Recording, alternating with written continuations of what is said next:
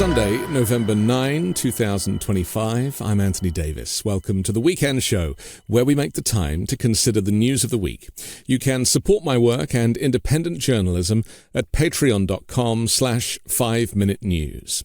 Our guest today is a human rights lawyer, author, and former congressional candidate, also creator of the daily Substack newsletter and podcast called Let's Address This. Qasim Rashid, welcome back to the Weekend Show. Anthony, good to be back. Thank you for having me. Qasim, it's kind of timely that we're talking. You've written a couple of books that kind of focus on the subject that I think is very front of mind, considering the win of the New York mayoral candidate Zohran Mamdani this week. One of your books just tries to change the narrative on race and religion and education, and the other is called Extremist, a response to Geert Wilders and the terrorists everywhere. And the reason I bring that up is I was listening to Ted Cruz responding to Zohran Mamdani's win. He was on Hannity, and I'm going to quote Ted Cruz directly, and I suppose this will springboard our conversation. He said, look, last night was a disaster. It was an electoral blowout. The results in New Jersey were disastrous. The results in Virginia were terrible. The results in New York, Comrade Mamdani is the face of the Democrat Party. We have an actual communist jihadist. And it's important to note Mamdani is not a socialist. He's a full-on communist. He has called for seizing the means of production in our economy. He is a Marxist. And that is profoundly dangerous. We're going to see New Yorkers die.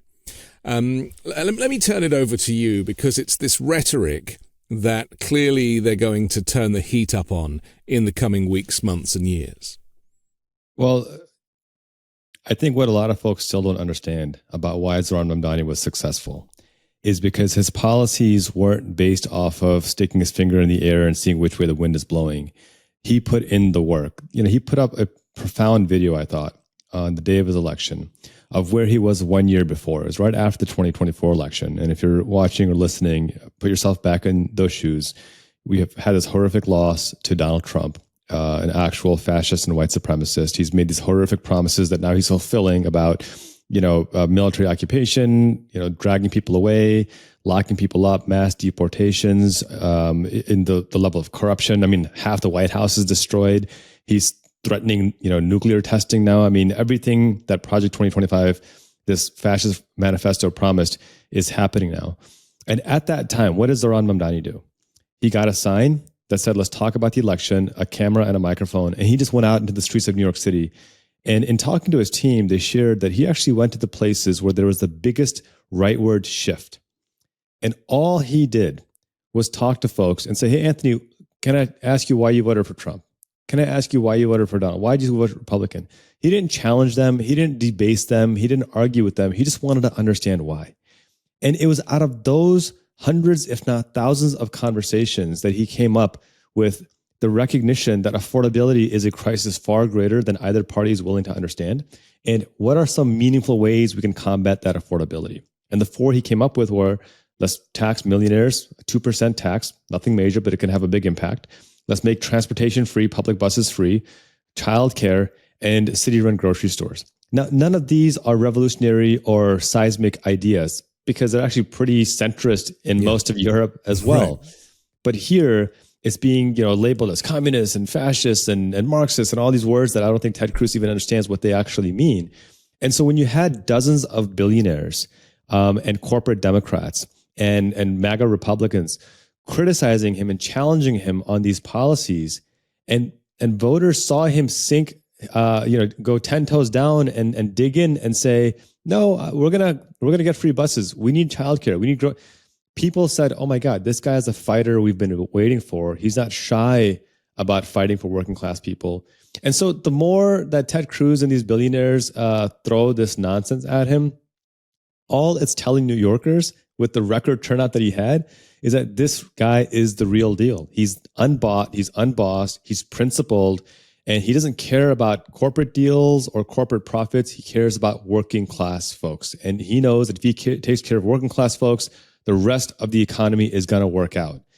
That's why I don't actually care about the trash that Ted Cruz is throwing out there.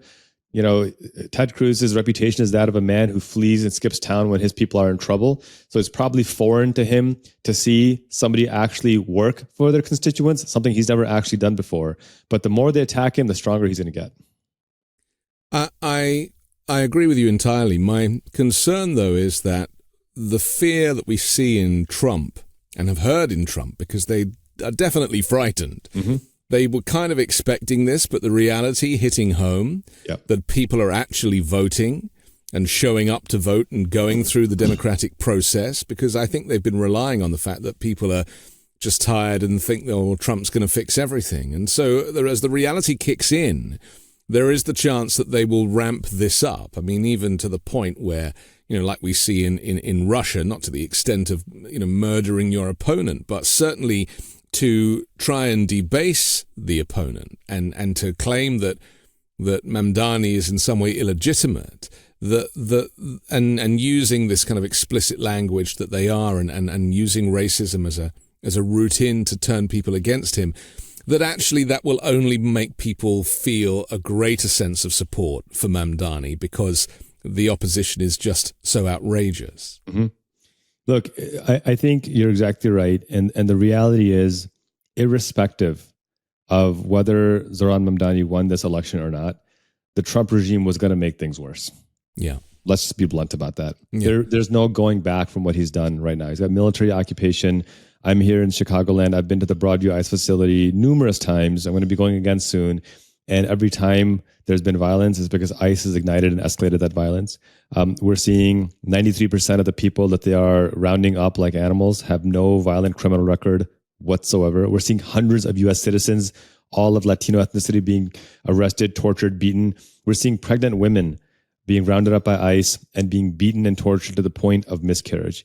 And so for folks who are worried that, electing Mamdani will make things worse, well, it's already pretty bad. Yeah. And the reality is that you don't appease a bully by capitulating.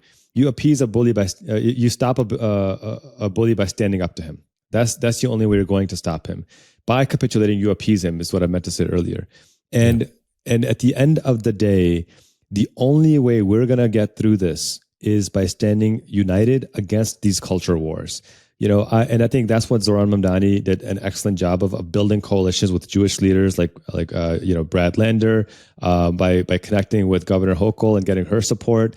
And so even though you had, kind of spineless cowards like Schumer wouldn't even say he'd vote for him, the fact that Mamdani did such an effective job of building interfaith, interracial, the fact that his entire transition team are all women, it shows that this is not performative. He is meaningfully looking for real representation, meaningfully elevating people. And I think people see that. They see that authenticity. And rather than being intimidated by Donald Trump, they're going to find courage in each other to stand up to a bully. Turn the volume up is what Mamdani has said to Trump. Leaning in. I love it. It does seem, though, that people that do stand up to him, and I'm thinking of Claudia Sheinbaum in Mexico as an example, they actually do benefit from Trump's cowardice in these moments. And he does tend to leave them alone. And we haven't heard much from Trump about Mexico since she took a stand. And then Canada had a similar thing, although that changed when they put out the Ronald Reagan commercial. Do you think that this is a way to approach it? Yeah, he's called Taco for a reason, right? Trump always chickens out. He's called Taco for a reason. And look, he has surrounded himself not with the best, not with people who are thoughtful or intelligent. He surrounded himself with lapdogs, with yes men. A Department of War or Department of Defense secretary who's wholly unqualified, a Health and Human Services secretary who is anti-science. We're seeing measles outbreak now for the first time in generations. The Department of Treasury who is so out of touch. He has no actual idea what soybean farmers are suffering through right now.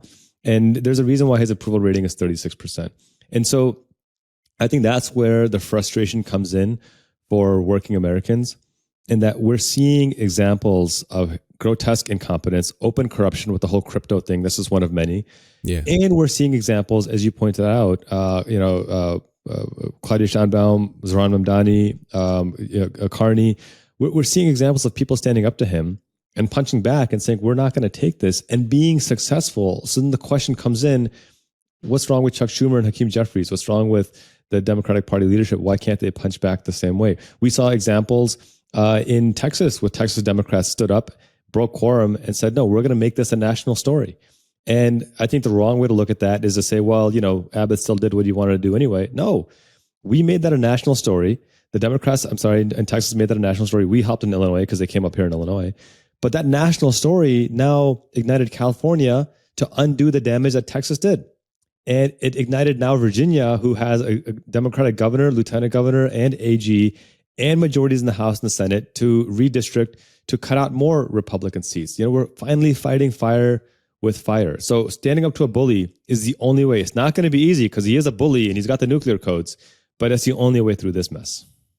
Let's talk to the Democratic Party for a moment, because we heard on Thursday that Nancy Pelosi has announced that she's not going to be seeking re-election, so she'll be moving out in 2027 or 2028 ultimately. The old guard has been criticized a lot, especially since the rise of Mamdani, because you mentioned that Schumer didn't endorse Mamdani.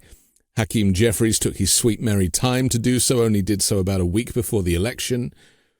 What is it? I mean, you've tried to run for Congress yourself, so you understand about the politics within the politics.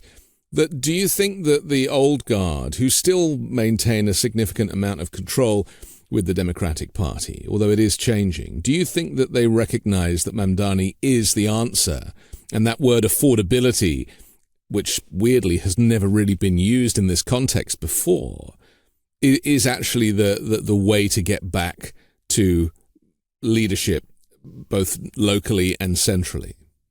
I think it was Mark Twain, check me if I'm wrong on this, who said that it's hard to get a person to believe something when their paycheck depends on them not believing it. It's either Mark Twain or some other brilliant thinker. And that's fundamentally the problem with the establishment, corporate Democrats, is that they can talk all they want about affordability, but they don't understand it in the context of someone like Zohran Mamdani, of someone like AOC. And the reason why they don't understand it is because they're funded by the same corporations preventing affordability. They are incentivized, they are reelected by the people preventing affordability. You talk about justice, and no one is above the law, and everyone needs to be accountable. But then they're doing photo ops with a credibly accused war criminal of Netanyahu and continuing to arm him despite the ICC and B'Tselem, an Israeli human rights organization, and Israeli physicians acknowledging that this man is committing genocide. And rather than call him out or condemn him and say no one is above the law, they think that Americans don't see the hypocrisy of calling out Donald Trump for far lesser crimes than genocide, but then excusing genocide as well. They're our allies, so we just have to make it work. People see that hypocrisy, and I was talking about this earlier, that I think the moment that Zohran Mamdani won the election was in the Democratic primary debate, when everyone was asked, where are you going to visit first after you win the seat? And everybody said, the Holy Land, Israel, Tel Aviv, Jerusalem. Yeah. And he said, I'm running from here of New York City. I'm going to sit right here in New York City. And if I want to talk to Jewish people, which I do, I'm going to talk to them right here. Mm-hmm. And I think it just showed that his focus, when you talk about affordability, it wasn't just this lip service of, things are expensive, we got to work harder. It was, I'm going to get down here, do the work. And it's because if you look at his track record, that's what he did, right? He got hundreds of millions of debt relief to taxi drivers. 17 or 18 had committed suicide because of the debt. He literally went on a 15-day hunger strike, starved himself to prove a point. He got arrested. Civil disobedience, the highest calling, the good trouble that the late great John Lewis talked about. And so the future of the party has already been chosen by the people. They want folks who are working class, who believe in working class policies, who believe in rejecting corporate money. And by the way, Anthony, I think I need to make this point very clear. This is not just a Democrat issue. Republicans also want corporate money out of politics. They're sick and tired of the corruption as well. And that's why I think it's so brilliant and resilient that Zohran Mamdani won against two opponents in the general. And the Republican got 7% of the vote. And if you combine the Republican and Cuomo's vote total, it was still less than Mamdani. He still won with the majority of the vote. So whether the Schumers and the Jeffries of the world like it or not, Mamdani and his vision of affordability with meaningful action, that vision is the future of the party. And I think we're seeing it manifested with some prominent candidates, the Abdul Al-Sayeds in Michigan, the Dr. Annie Andrews in South Carolina, the Graham Planners in Maine. They're all running on a very similar platform of affordability with action rather than lip service, and people are paying attention. Mamdani is the real deal in terms of his upbringing. He was born in Uganda, but his parents both activists and very kind of involved in community fundraising and doing the types of jobs that really are a great apprenticeship for a young man growing up to want to be an activist in a community such as New York, albeit with 8 million people. That, I guess, is a fundamental difference. A bit like Obama being a community organizer, I guess. To have that DNA that is about people, whereas with Trump and MAGA Republicans, they don't go near people. I mean, they are repelled by people. And so is that, you can call it lots of things, the common touch or any of these words, but actually it's the authenticity that for me is the reason why he has connected with so many. It's the authenticity built on lived experience, as you said. Everything he's talked about now, none of it is theory. It's stuff that he's seen work. It's stuff that he's seen be effective around the world. I was born in Pakistan, was younger than Zohran was when he immigrated here from Uganda, and I think he was in South Africa for some time.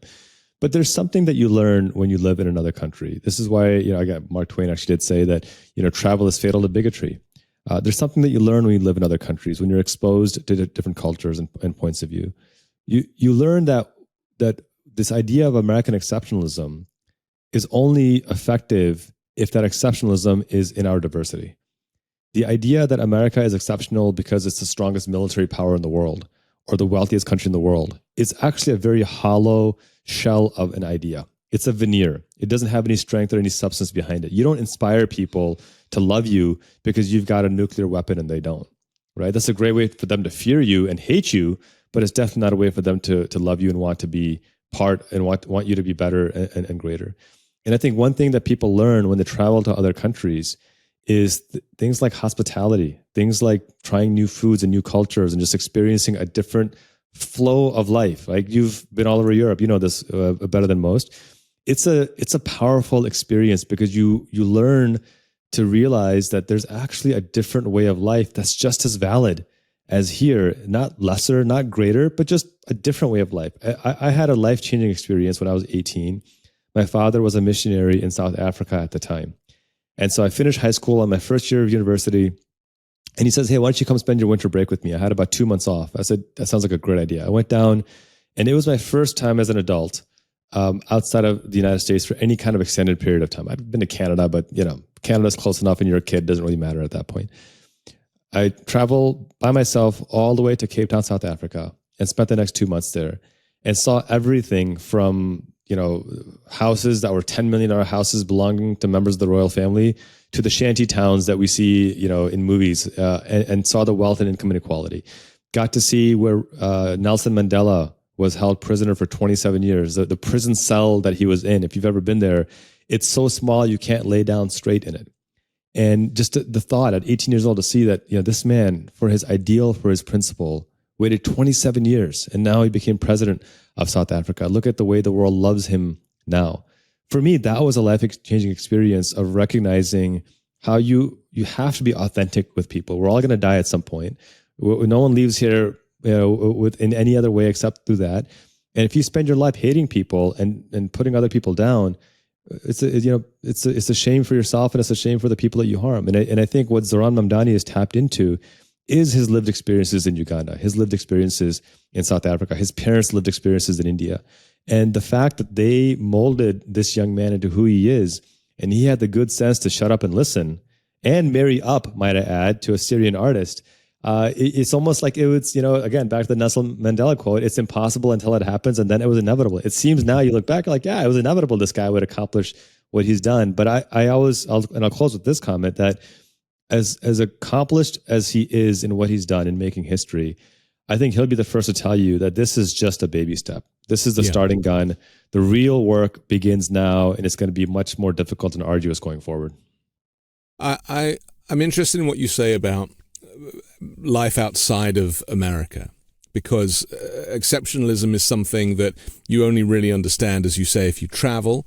Yeah. I grew up in a social democracy, so I thought that universal health care, and the welfare state was normal. Yeah. It's certainly not radical, or we don't refer to it as socialized medicine or anything like that. It's just going to the doctor and not getting a bill, right? Yeah. I was reading about this Dutch environmentalist, former government advisor, Alexander Verbeek, in the wake of Mamdani's election. He said that he'd overheard in an Oslo cafe in which Mamdani was described as an American politician who finally sounded normal. And Verbeek wrote, "Normal, that's the word," he said. "Here, taking care of one another through public programs isn't radical socialism. It's Tuesday." And I love it. That really kind of chimed with me, because that view hits on the wide difference in how Mamdani's promises are seen by many across the Atlantic, Europeans recognizing his vision about free public transit and universal childcare. In Europe, they expect their governments to make those kinds of services accessible to all. Verbeek said, "We pay higher taxes and get civilized societies in return. The debate here isn't whether to have these programs, but how to improve them." I would only disagree with one thing that he says. I don't necessarily think they pay higher taxes than we do. Because when you think about the tax rates that we pay, plus the additional cost of private healthcare, we're spending double per capita on healthcare for less care than countries that guarantee healthcare as a human right. So we're actually paying more for less than countries that have socialized. Yeah, it all works itself out. Right? And I mean, well, the data shows, Yale University, in fact, 30 different studies have shown this, that we are paying on average double per capita or more than every developed country in the world that guarantees healthcare as a human right. We have the lowest life expectancy as well.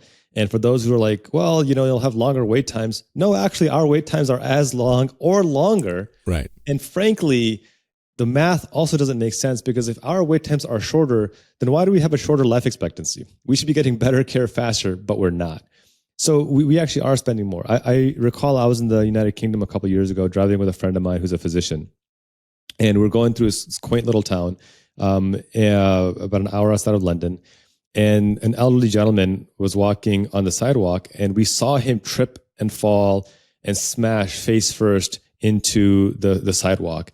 And my friend's a physician. He's a trauma physician. He jumps out of the car immediately, tends to him, calls the ambulance. The ambulance is there in a matter of minutes and takes him away. And I'm just sitting there flabbergasted, because this was around the same time where there's a viral story of a woman, I believe on the Boston subway, whose foot got caught between the landing area and the actual subway car, and it was mangled. And she's screaming in pain with her mangled foot and saying, "Don't call the ambulance, I can't afford it." Yeah. You remember that? Yeah. And I just sat there aghast, humiliated that this is the American exceptionalism that we're talking about. That is, the sweet young lady is suffering a horrific injury, and her first thought is not, "I may never walk again." Her first thought is, "I can't afford this. Don't call the ambulance. I'll figure it out on my own." That's not exceptionalism. That's not freedom. That's horrifying. That is draconian. That's dystopian. That's something that you would read in a Stephen King novel about what happens in the future when corporate oligarchs take over, because that time is now, unfortunately. And so my ask of folks is, it normalize caring for one another. Hannah Arendt talks about the first sign of a collapsing society is the lack of empathy, is when empathy is seen as a weakness. Normalize caring for one another. Care for one another the way you would for your own sibling or for your own child or parent, because we are all in this together. And just a very practical standpoint, this idea of, I don't want to pay for your healthcare, Anthony. What do you think insurance is? Right. Insurance is we both put our money in a pot to pay for each other's healthcare.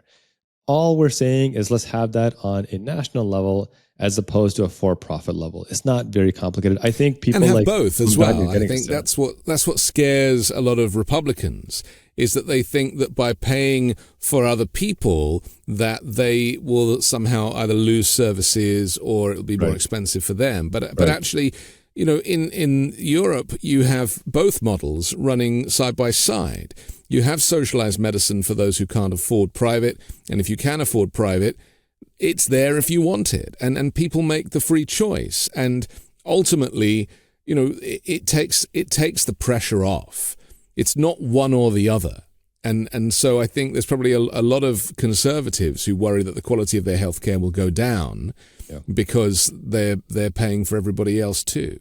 Well, the thing is, the data just shows the exact opposite, right? That when you have more people covered with healthcare, overall healthcare costs go down because you have more preventative medicine. You have more people who are getting care before they have a heart attack, before they develop diabetes, before they have a stroke, before they develop cancer. It's detected early on. We all know the saying, an ounce of prevention is better than a pound of cure. And, there's a reason why lower income people have lower life expectancies. It's because they don't get the care they need, and things that impact all of us, cancer, heart disease, things like that, are not covered. I'm 43 now? I was 38. Marathoner. Healthy. I run several marathons. I just ran the Chicago Half Marathon last month. In excellent physical health, had cancer. And if it wasn't for my wife nagging me to go get checked out, I probably wouldn't have gotten checked out. And if we didn't have healthcare, I definitely wouldn't have gotten checked out. But that would have been a fatal cancer, and I wouldn't be sitting here before you right now if I hadn't gotten that checked out. Yeah. And this is what we mean, that by me being able to get the care I needed and be here and make a living and provide for my family, guess what? That saves everyone money, because that's one less family dependent on food stamps, dependent on Section 8 housing, dependent on government assistance for economic vitality, right? It allows me to ensure I can take care of my family, but that was made possible because I had access to healthcare. And when we deny that to folks, it goes back to Zohran's point about affordability. We are exacerbating the affordability crisis, and we are making things worse. And I think until and unless politicians funded by these health insurance corporations, I call them HELL corporations, that are actually, the acronym is Health Exploitation Limited Liability Corporations, because they exploit health and they limit their own liability. Yes. These HELL corporations exist for one reason, and it's not to make us healthy. It's to make themselves a profit. It's to increase shareholder value. And if that means you or I have to die for it, they don't care, because it will increase their shareholder value. And as long as we have politicians, these corporate politicians funded by these HELL corporations, we have no chance of getting the actual quality care we need. We have every chance of dying prematurely because a shareholder or a CEO decided that their profit was more important than our lives. We're in the middle of a government shutdown, the longest in history now. Yes. And it's hinging on whether or not Republicans will realize that supporting and funding the healthcare and then the limits on the Affordable Care Act to prevent these premiums from increasing 100% or more in the new year, which they don't want to do. They're spinning the argument. They're claiming that it's because Democrats want to give free health care to undocumented immigrants, or illegals as they would call them. That is completely untrue. It's not even the law. No one seems to have spoken about what the difference is between the existing premium and the 100% increase premium.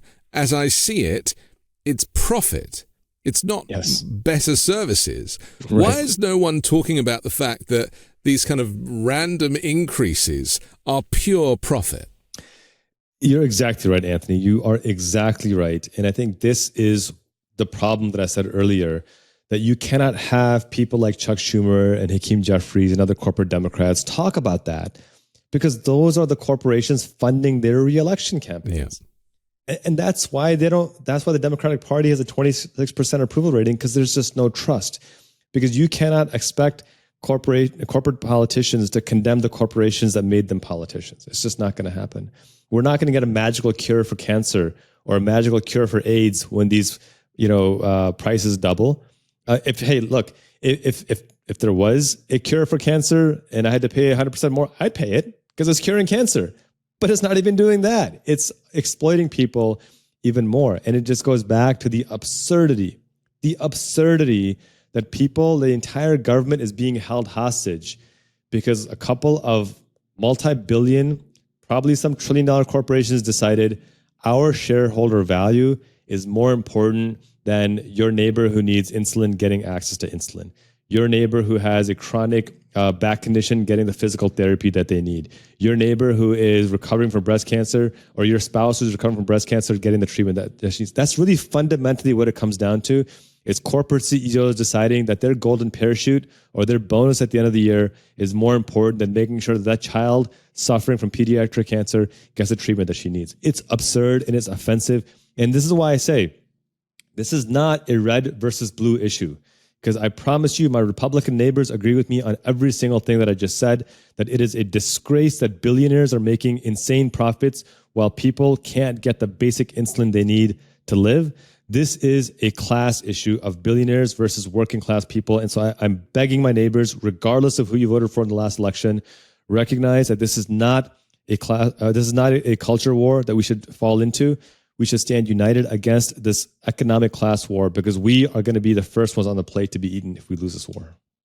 Insulin is a very good barometer, and I would ask anybody after this show to Google the price of insulin in the US versus the price of insulin in every other country of the world.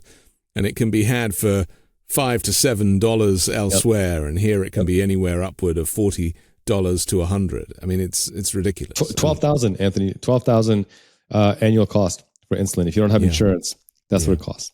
And even with insurance, it'll still cost anywhere from $100 to $300 a month if you don't have the Cadillac plan, which most Americans don't. And it's all profit. All profit. Profit. Remember, the people who discovered insulin, the doctors who discovered insulin, each sold a patent for $1, specifically because they did not want it to be exploited like this. They could have been, that era's Jeff Bezos is to have a monopoly on this, but they said, nope, it's unethical, it's immoral, it's wrong.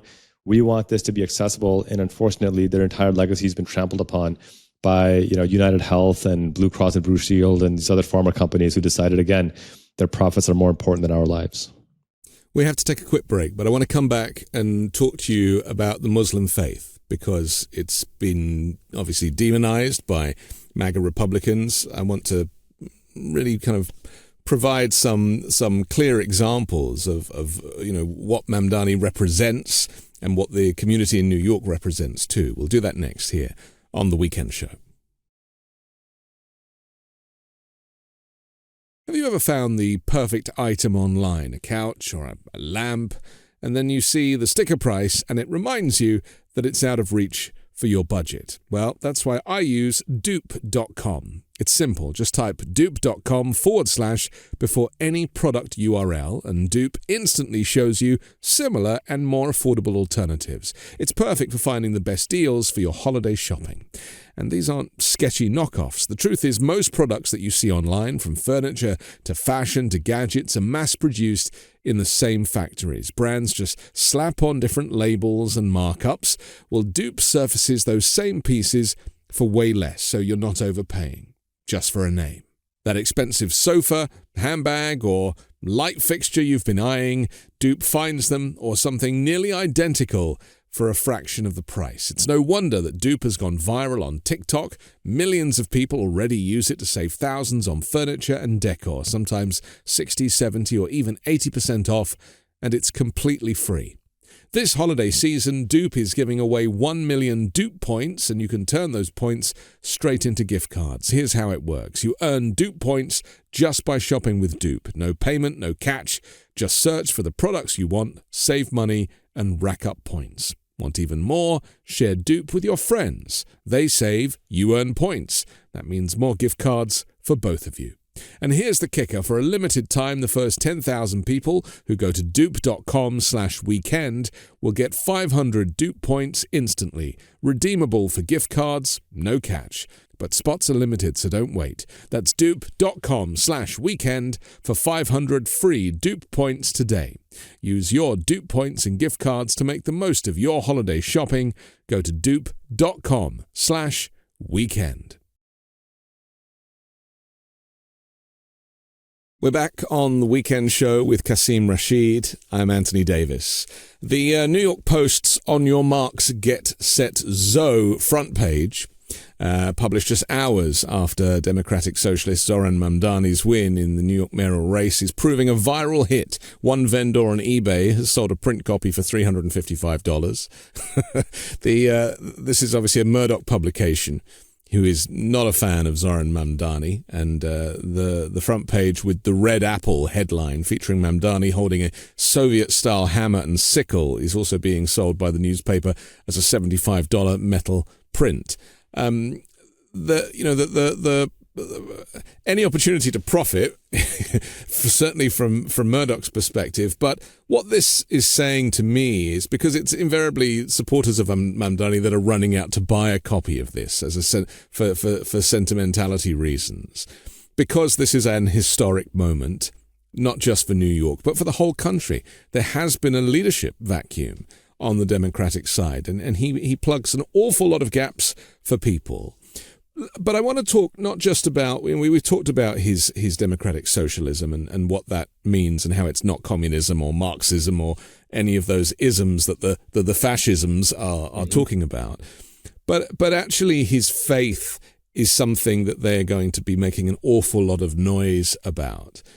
There's an awful lot of Muslims in New York, and there's an awful lot of integration in New York, and people tend not to care. I was there quite recently, and I just was actually blown away with how beautiful the city just kind of moved with people of multi-faith, multiculture, multi-nationalities integrating. It's not a problem for him, but what about the people that it is a problem for? Can we talk to them for a moment? You know what's interesting to me, and I just wrote last week a piece on my Substack that called out this demonization. Yeah. From everyone from Kirsten Gillibrand accusing him of wanting to wage global jihad, yes, to Cuomo trying to tie him to 9/11, to Michael Bloomberg spending $10 million in attack ads, insinuating that he had, some responsibility for 9/11. I mean, just the most absurd, grotesque things. To obviously the Ted Cruz, and Andy Ogle's tweets of the Twin Towers and whatnot. And I think one thing I'll preface everything is I want folks to really see the sheer projection of it all. The folks who are the staunchest Christian nationalists, who want to do away with the Constitution and enforce biblical law, who thinks we should be a Christian nation and that's why we can't have abortion, or we should have a Christian nation and that's why gay people shouldn't have equal rights. These are the same folks projecting onto Muslims something that we don't want, have never wanted. The same folks who want to break down the wall between religion and state by getting rid of public education and having tax dollars pay for private Christian charter schools are the ones accusing Muslims of wanting to enforce, Sharia law without knowing that Sharia actually means law. So when they say Sharia law, they're just saying law. Law, yeah. And so that's, I want folks to understand that this is projection. And it's projection because it's what they want themselves. And they don't see this as we want the Constitution and they want religious law. They see it as we want Christian law and they're trying to convert us, but we want to convert them first. For them, the Crusades never ended, which is unfortunate. Yeah. Let me start with that. The second point I want to make is what these folks don't seem to understand about Muslims in America is that Muslims like Zohran and myself are late to the party ourselves. We're recent immigrants. Muslims have been in America before America was America. Up to a third of the Africans enslaved, trafficked here, and enslaved and then genocided for centuries, they were Muslim, up to 1/3. Muslims built the White House. Muslims fought in the American Revolutionary War. They fought in the Civil War on the side of the Union, by the way. There are some phenomenal, inspiring stories of Muslims who got pensions because they were war heroes in the Civil War fighting against the Confederacy and white supremacy. And so there's never been an America without Muslims. There's never been an American fabric without the influence of Islam. Thomas Jefferson had a Quran. He held the first White House iftar. George Washington famously said that if any person wants to work, whether they be a Jew or a Christian or a Mohammedan, which is what they would call Muslims back then I would have him work, provided that he had the qualities to do the work. The Virginia Statute of Religious Freedom specifically includes people of any faith or any sect. It doesn't talk about Christianity exclusively.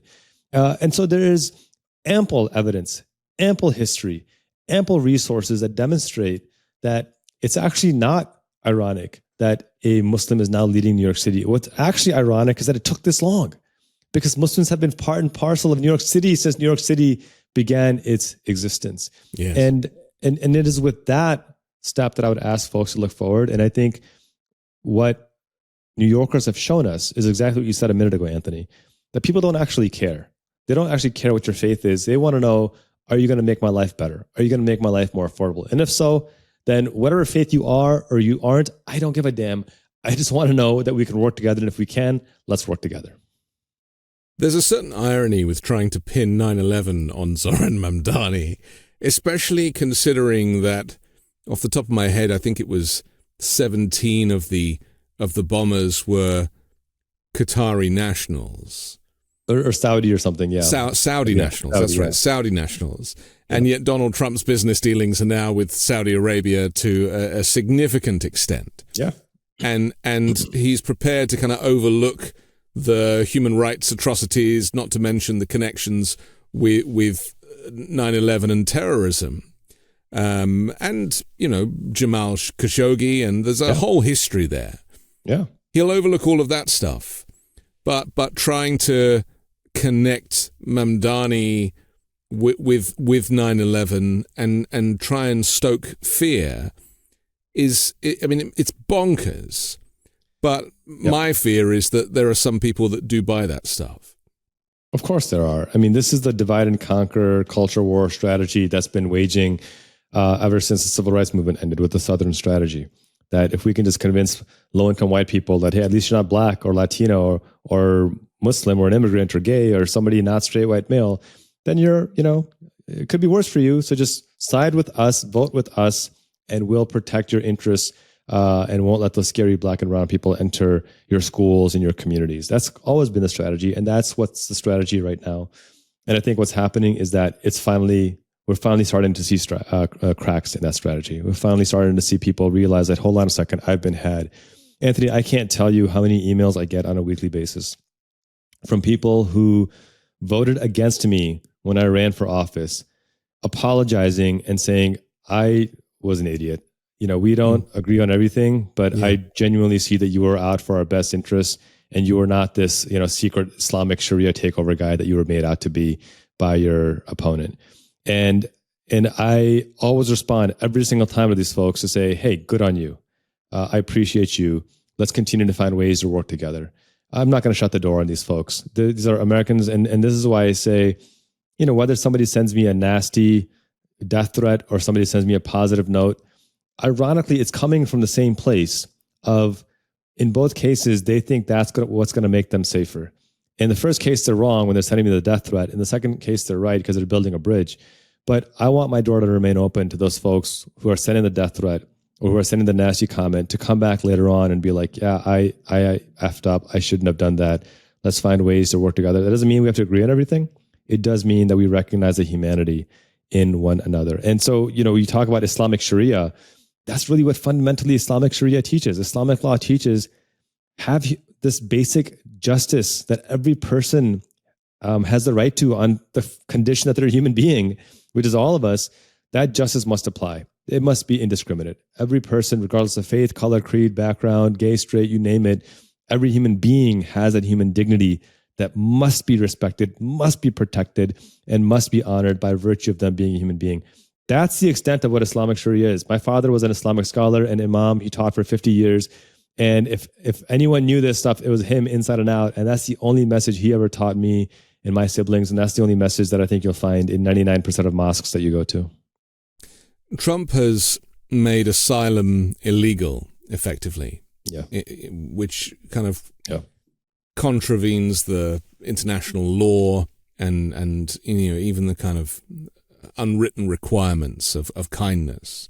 Yeah. He's now going to restrict the number of refugees to 7,500 in a year. Yep. And most of those slots are going to be filled with white South African farmers, I think.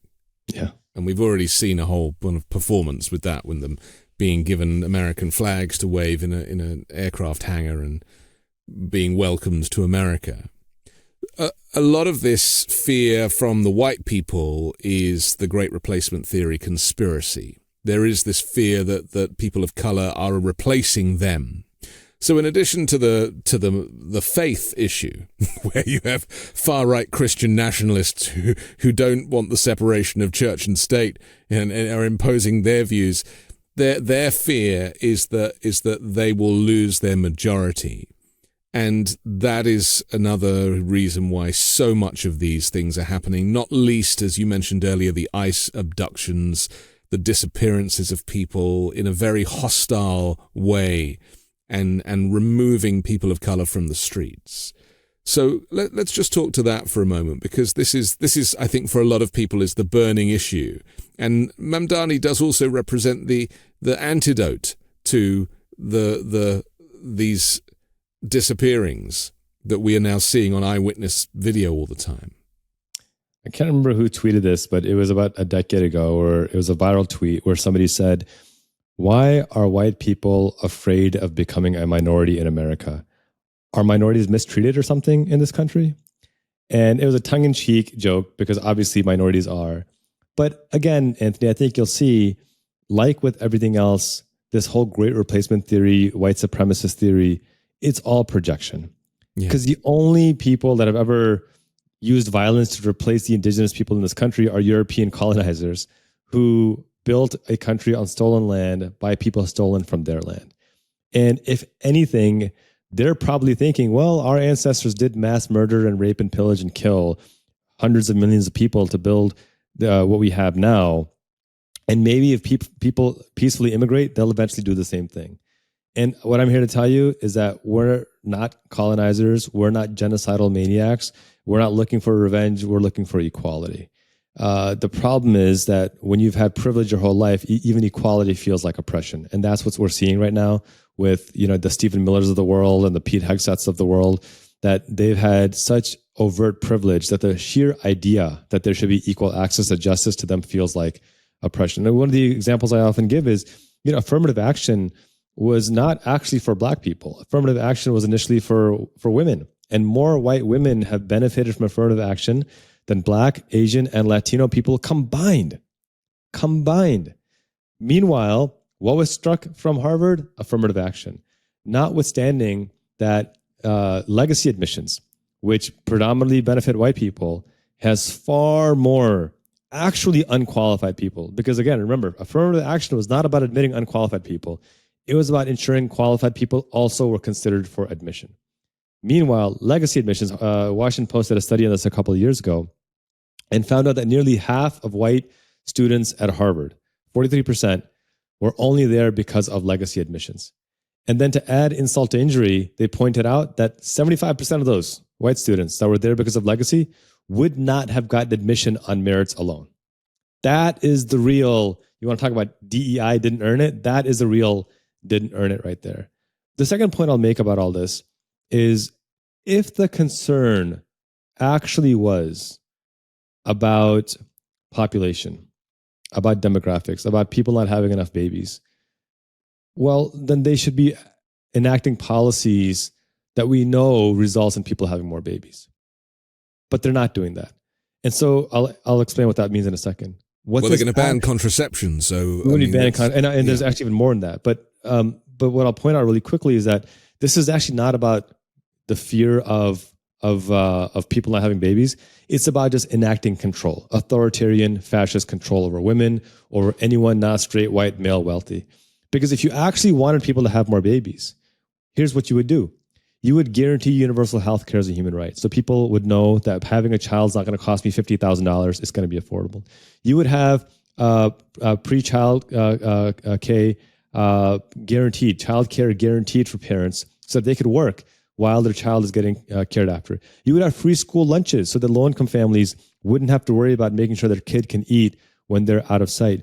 You would ensure that college didn't cost $250,000 for a 4-year degree. You would ensure that university was free or subsidized education. You would ensure that there was comprehensive sex education for children in junior high and high school, because we know that children, when they are properly educated about sex, they make smarter decisions as opposed to these abstinence-only programs where people are told to figure it out or learn from the internet on their own. It just doesn't work. But none of those things, and your point about contraception, you would provide contraceptive access so that people can have children when they want to, as opposed to getting pregnant by not understanding how their bodies work because they were never given education in the first place. But they are doing the exact opposite of all of that, because for them, it actually is just about control.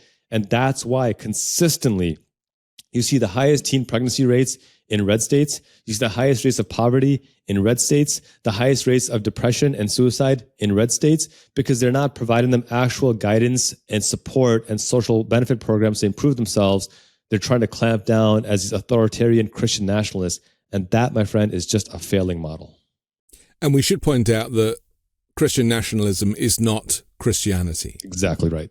And it is a completely different realm. And MAGA Mike Johnson is somebody who subscribes to this, and that's why it's so confusing when he's asked, why are you trying to cancel SNAP benefits, when one would think that a Christian would want to feed the poor, and he can't argue and he can't answer. Because it's like, we all remember the famous story where Jesus took 5 loaves of bread and only fed the people who could pay a high enough tax rate and an hourly wage. I mean, it's just so ridiculous when you spell it out, right? It's everything.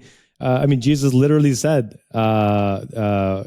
condemn those who refuse to feed the poor, who refuse to welcome the neighbor and treat them. I mean, he couldn't have been more explicit. So no, you're exactly right. This has nothing to do with Christianity. It's white supremacy masquerading as Christianity, and hence the term Christian nationalism. Yeah. The racism that is baked into the American culture, it was a real shock for me, I'll be honest, when I first started coming to the US and realizing that there really was this level of racism. It's weird because in some places, in some metropolis, it's not really an issue. We've mentioned New York, but it's the same in LA and in Austin, Texas. There are places, little pockets where people just manage to make it work, and it's not really an issue. But outside of those inner cities, there are some people growing up in America who haven't met a Muslim and haven't seen a black person. And it's almost like they never got that exposure. And that's why they are so easily brainwashed by their religious leaders or by their politicians or even their parents, potentially. How much of a problem is that? Because the country is so big and it is so spread out. Is this like part of the fundamental problem of trying to make change? Is that you're almost dealing with too great a landmass and too many people? I think there's two ways to think about this, Anthony. One is acknowledging that you got to meet people where they are. And some folks on the left don't like me saying this, but because it requires someone to be a martyr and then have to go and educate somebody, when you could say, well, Anthony, you're a grown man. You should know by now that, X, Y, Z is not true. Yeah. And that could be a fair statement, but the reality is that you don't. So if I come at you and just say, dude, you're just a bigot. What is wrong with you? Your first reaction is going to be, wow, these guys really are intolerant and I want nothing to do with them. And I'm going to double down on the belief that I had that they're intolerant. And so that's why I always lead with, and again, I want to acknowledge that it's not easy. And if somebody disagrees with me, I think it's a perfectly valid disagreement to have with me, that I need to lead with making myself available, having a platform where I can talk about these issues and just be unapologetic and open and inviting on these issues. And on my Substack, I've got my human rights newsletter, but I've also got a smaller one called Islam Today, where I talk about these issues in a candid way and people can ask questions. And I say, hey, there's no stupid question to ask. I'm going to assume positive intent. Unless you tell me you have bad faith, I'm going to assume positive intent. That's one part of it. The other part of it is to recognize what we are up against. We're up against a country that has never really reconciled its history of genocide, its history of slavery, its history of Jim Crow. Even to this day, the largest demographic of Muslims in America are Black Muslims. And so I'm not the face of Muslims or Islam in America. Black Muslims are, because they have led the way, not just for decades, but for centuries, right? They have been the default of Islam in America. I'm a later option added afterwards in the last 30, 40 years, but Black Muslims have been the default. And so, in the post 9/11, some people were like, well, Muslims are the new Black people. And I'm like, well, actually, Black people were the original Muslims, so I don't know what you're talking about here.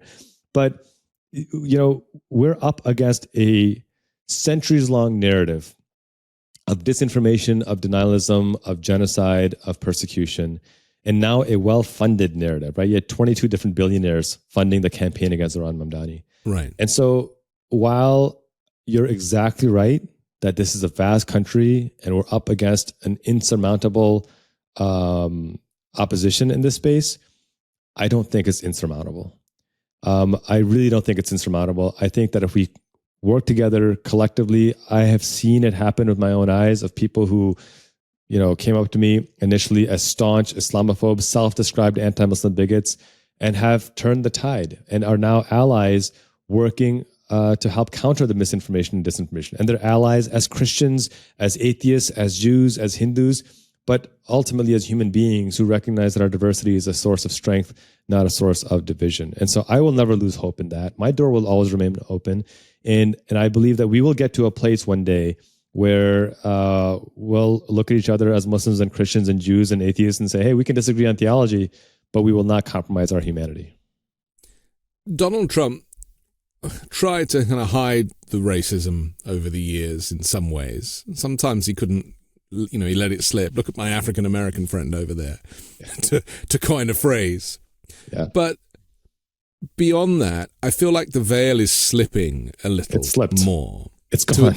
To the extent that he has no excuse now. And if anybody had the guts to actually question him properly, journalistically, then it would be interesting to see how he would try and get around it, considering that we are seeing every day people of color being abducted, amongst other things.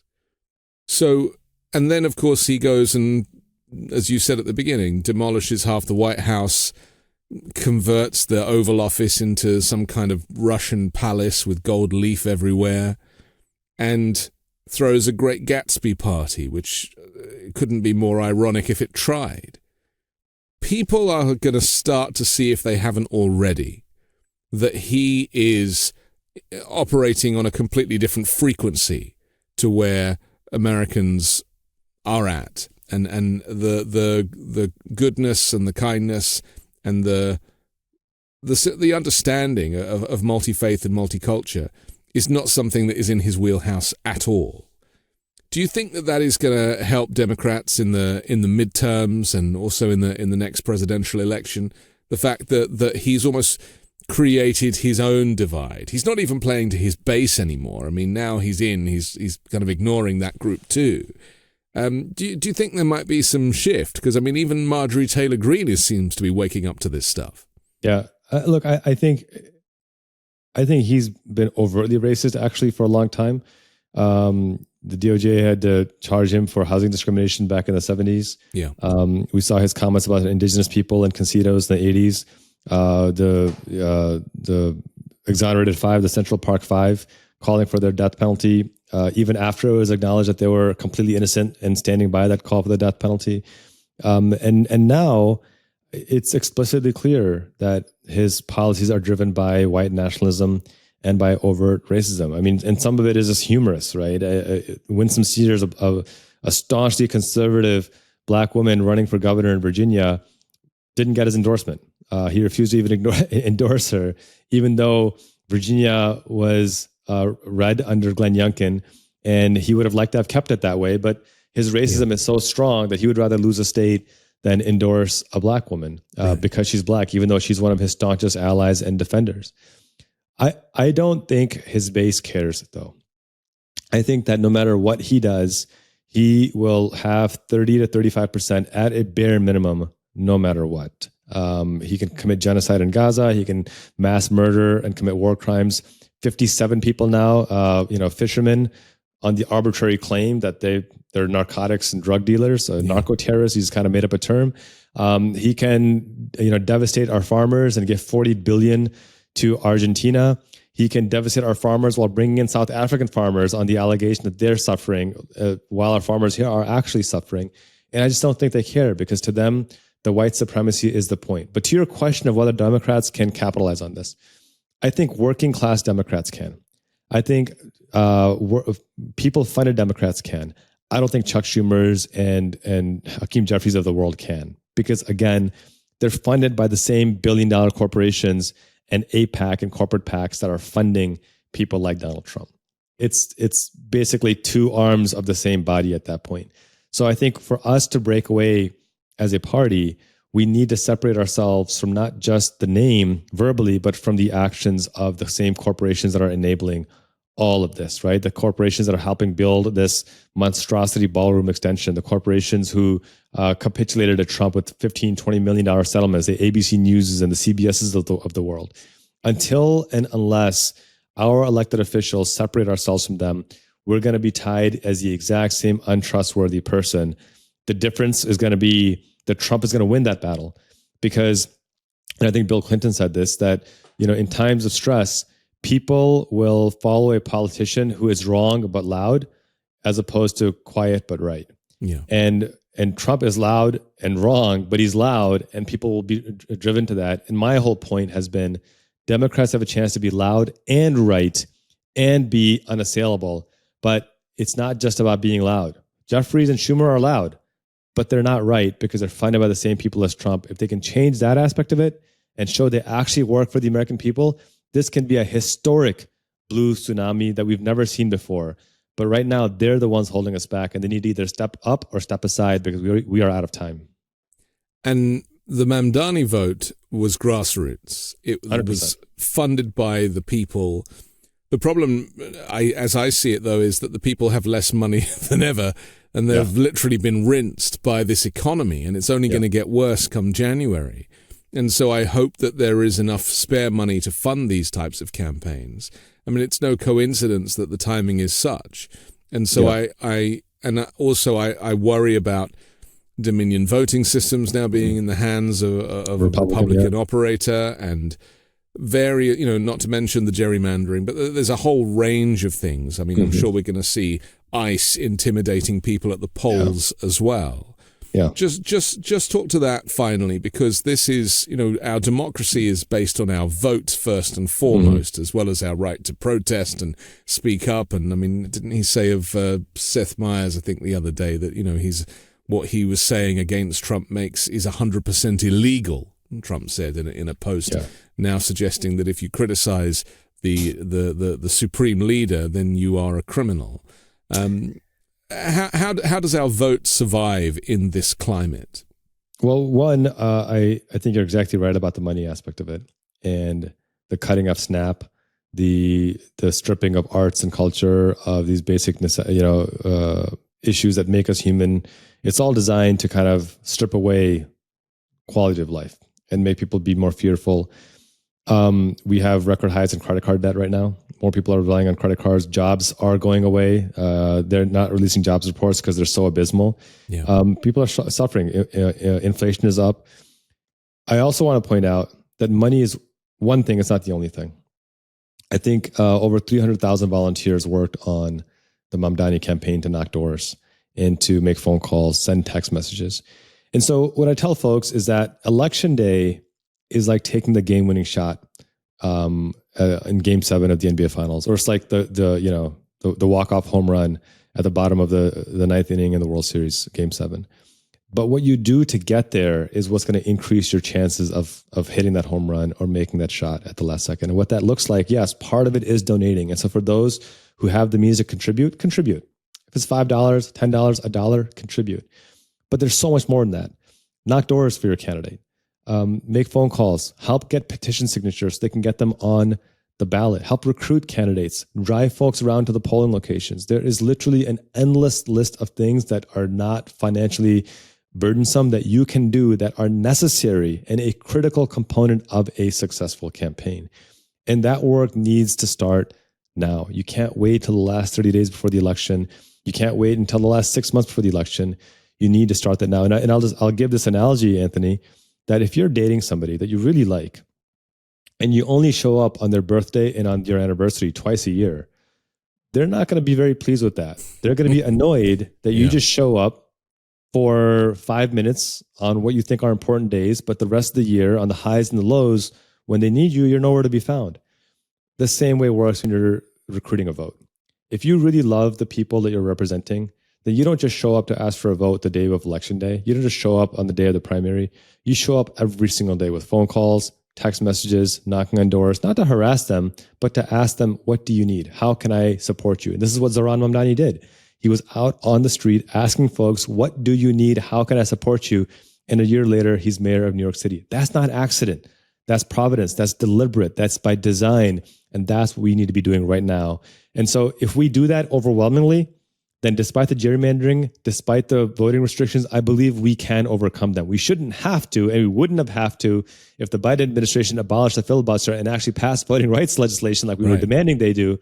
But I believe that we can do that if we work effectively now. And I hope to God that if and when we do, and we return democratic control, we do it with the understanding that we are going to go full speed ahead towards human rights, expanding voting access, protecting Roe, passing universal health care, abolishing corporate money in politics, expanding the Supreme Court, reinstituting asylum, passing the Equal Rights Amendment, passing the Equality Act. I mean, the George Floyd Justice and Policing Act, raising the living wage. The list just goes on of things we can do to make life better. But that starts right now. And lifting the Muslim ban, you left that one out, which... Lifting the Muslim ban for sure. Absolutely might be helpful.